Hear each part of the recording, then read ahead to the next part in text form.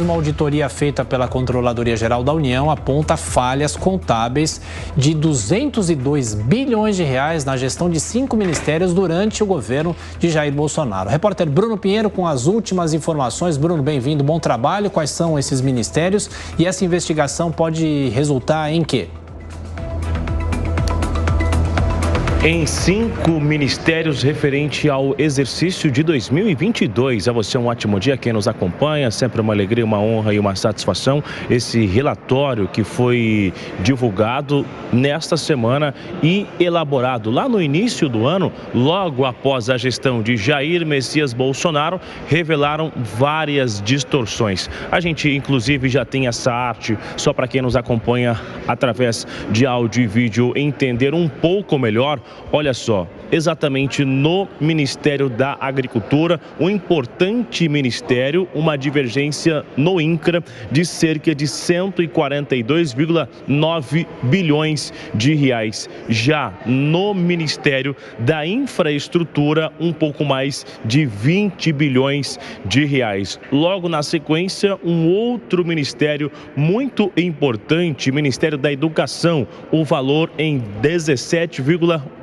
bilhões, ou seja, um valor muito alto. E aí na sequência vem ainda o Ministério da Saúde com um pouco mais de 15,9 bilhões de reais e o último, o Ministério da Cidadania em mais de 6 bilhões de reais. Esses valores, então, esse relatório indica que há uma divergência, uma distorção e acaba agora sendo alvo, então, de uma investigação mais refinada que vem da Controladoria Geral da União. Recomendou, então, que haja um aprimoramento dos controles internos, a fim de fazer uma rápida correção em relação a esses valores. E isso acaba servindo de exemplo, aumentando a fiscalização na atual gestão e de olho justamente na esplanada dos ministérios. É importante ressaltar que existe ainda uma ampla diferença.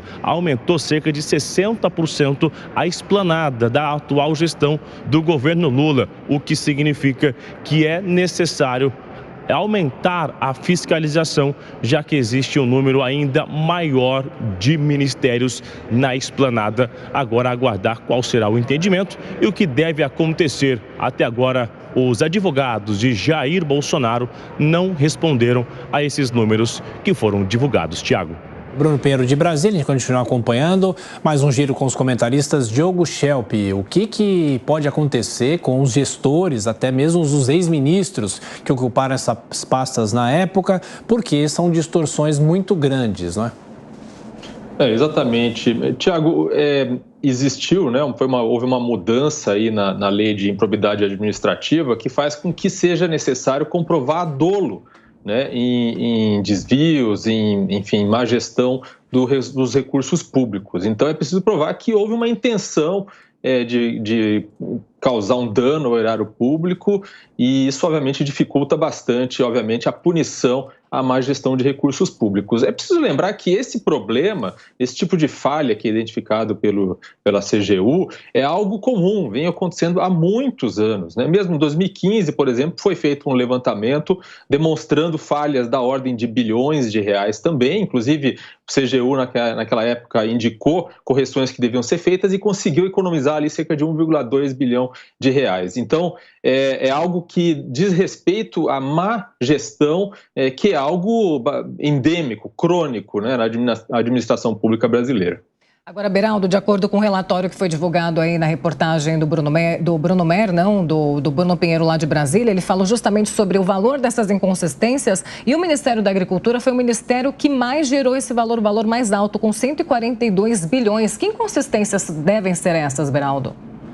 Pois é, o que me chama a atenção é que os ministérios, eles hoje têm um corpo técnico muito consolidado.